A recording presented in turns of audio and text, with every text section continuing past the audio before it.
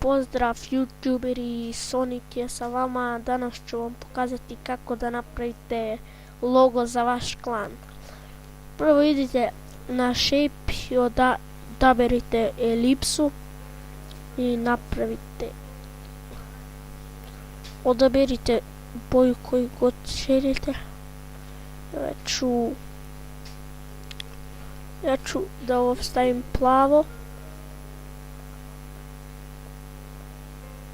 Evo ovako nešto.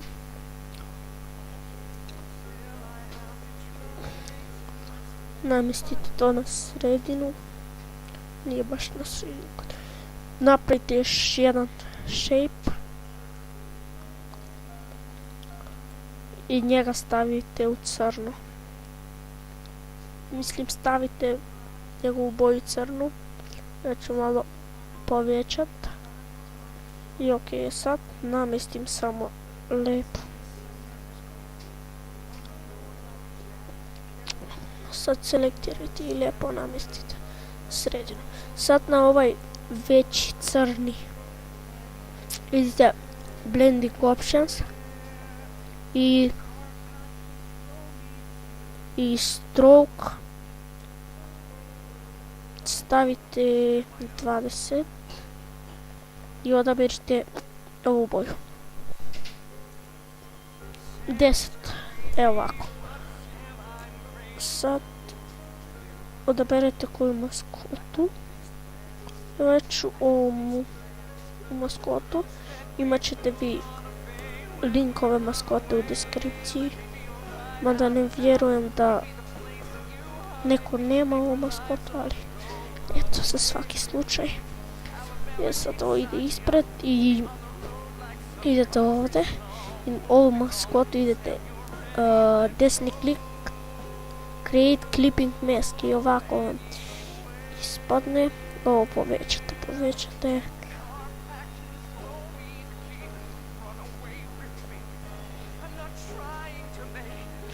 Ovako nešto možete i manje kako god vi želite. Ovako, ja ću ovako. Idete blending options, color overlay i odaberite bilo koju boju. Idete ovdje na overlay. Ne. Tako neće, pogrešio sam. Idete hue saturation na ovaj prvo ovdje pa onda. I ovako menjate to. Dok ovaj tigar ne bude plavi. Kad tigar bude plavi, tad evo ovako. Sad ovog tigra i ovo vidite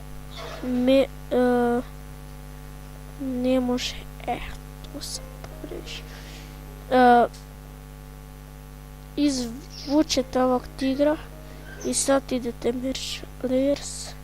Sad ovo neće. Sad ovog tigra izvučete naprijed, idete, sada možete ići create clipping mask i vidite, sad je bolje. Sad samo idete u tekst, napišete klan, ime klana. Evo, ja ću Sonic tu napisat. I evo.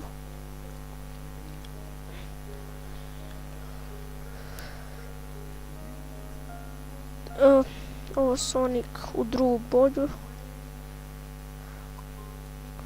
Idete color overlay.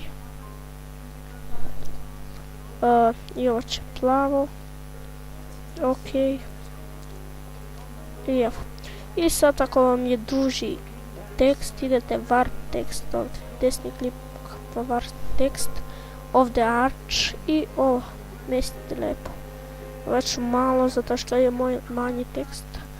Ali ako na primjer vi stavite ime klana, vama će trebati. I ovdje napišete since. Evo, ja ću since 2000 since 2014. Evo sad ovo je već duži, morat će ovo da se napravi malo više. Idete blending options, color overlay, evo da beri to, desni klik, warp tekst, arch, aj sad ovo ovako, sad ne baš toliko, evo ovako je dobro, sad sam podignete na, i to je to, ovako možete i neku pozadnu, evo samo ovo može, ja sad ovo mogu, ovako merge layers, i to je to, evo logo, vidite, za kraj pozdravljam Fikeza i vidimo se u sljedećem tutorijalu.